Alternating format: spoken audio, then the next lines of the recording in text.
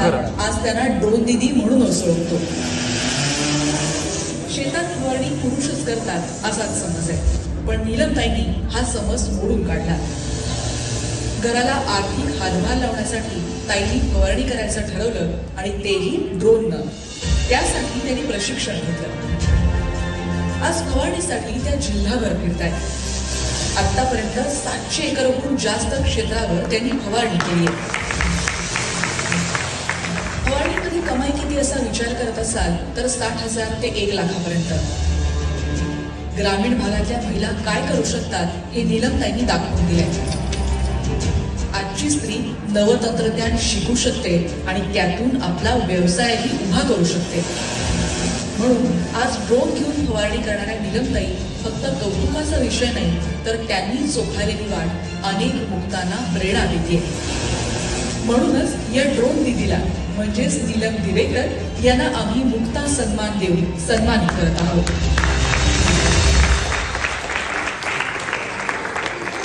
लोकमतचा मनापासून अभिनंदन करते की मला आता म्हणजे बोलताना इतका आनंद होते की मी आज ड्रोन दीदी म्हणून इथं जे आज आले, जी सरकारने ही नमो ड्रोन दीदी योजना काढली, तर मी त्याच्यामध्ये एक ड्रोन पायलट झाले.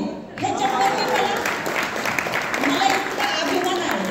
आणि पहिली गोष्ट मी माझ्या उमेद अभियानाचे मनापासून अभिनंदन करते की मी आज एक उमेद अभियानामधनं ड्रोन दीदीच्या ट्रेनिंगला गेले आणि मी ड्रोन दीदी झाले. तर मी एक सामान्य कुटुंबातील महिला, मी गल्लीतनं पार दिल्लीत गेले, ह्याचा मला फार अभिमान आहे. आणि मला ताईंनी विचारलं की ड्रोन दीदी म्हणून, तर ताई खरं सांगू का, आम्ही ज्या वेळेस शेतावरती फवारणी करायला जातो की आम्हाला एखादी ड्रोन दीदी म्हणून ज्यावेळेस हाक कानावर पडते, मला पहिली प्रभागाचे अध्यक्ष म्हणून हाक पडायचे, आज मला ड्रोन दीदी म्हणून हाक पडते. तर मी खरंच त्या केंद्र आणि राज्य सरकारचे मनापासून आभार आहे. तुम्हाला प्रेरणा कशी मिळाली, घरच्यांचा सपोर्ट कसा मिळाला? कारण ड्रोन चालवणं काही सोपं काम नाही. एकदम म्हणजे घरचा सपोर्ट म्हणजे ज्यावेळेस ही योजना आणली त्यावेळेस माझं सिलेक्शन झालं. त्यावेळेस मला बाहेर ट्रेनिंगसाठी जावं लागत होतं. माझ्या घरी सासूबाईंना पॅरेलाइस होता, मला जाव वगैरे कुणी नव्हती.